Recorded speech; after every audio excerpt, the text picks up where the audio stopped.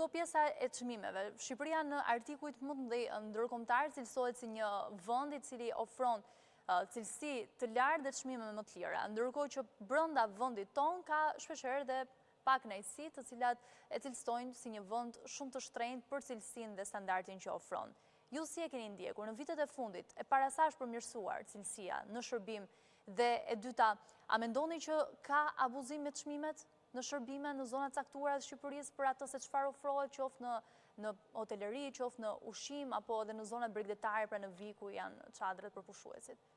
Tani, problemet janë aty, siç e the edhe vetë, por krahasim me Europën dhe me tregun me tregun konkurrent që kemi në rajonin e Ballkanit, jemi deri diku jemi konkurrues dhe jemi të paktën jemi 15 deri në 20% jemi më lirë sa dhe Malezia dhe sa Greqia.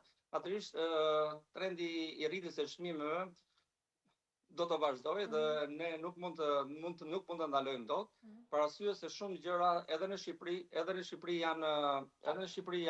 janë rritur. Po.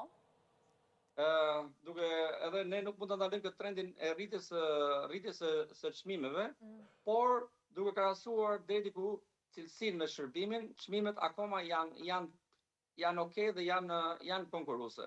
Kuptoj. Pra ju mendoni që nuk është se ka abuzim në cilësinë e shërbimit që ofrohet krahasuar me çmimin.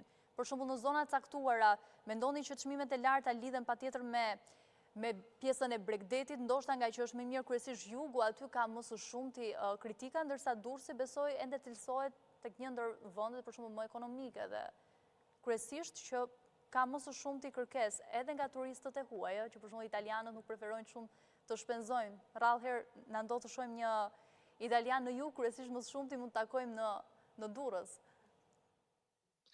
Natyrisht, faci nuk e kapi, kisha një shputje të vogël nga telefoni. Atëherë, sa I përket standardit, ndoshta është më shumti, ndoshta një standard që ndahet edhe në Shqipëri, që zona e jugut është më shumti për ata të cilët preferojnë të shpenzojnë më shumti, ka një buxhet më të lartë, ndërsa pjesa e Durrësit ose Bregdeti Adriatikut, kryesisht për ata që kanë buxhete ndoshta pak më ekonomike. Pra, është bërë një standard I merituar apo ndoshta ka abuzim, po them në jug? Natyrisht pjesa, turizmi masiv deri diku është përqendruar në zonën e Durrësit dhe zonën e Golemit. Po të thuash 65 deri në 70% e nisisë hotelere ndodhen në zonën e Durrësit, Golemit dhe Qerretit. Natyrisht tani ka disa vite që zona e jugut është një zonë më elitare dhe është për një kategori më të caktuar. Natyrisht çmimet atje janë në minimumi janë 15 deri 20% janë më të larta.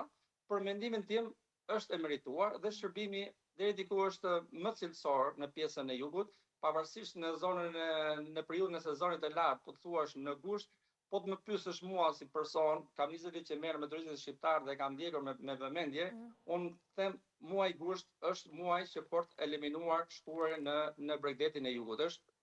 Natyrisht çmimet janë më të larta, shërbimi cilësia është më e dobët, shërbimi është më I dobët dhe ka një dyndje masive.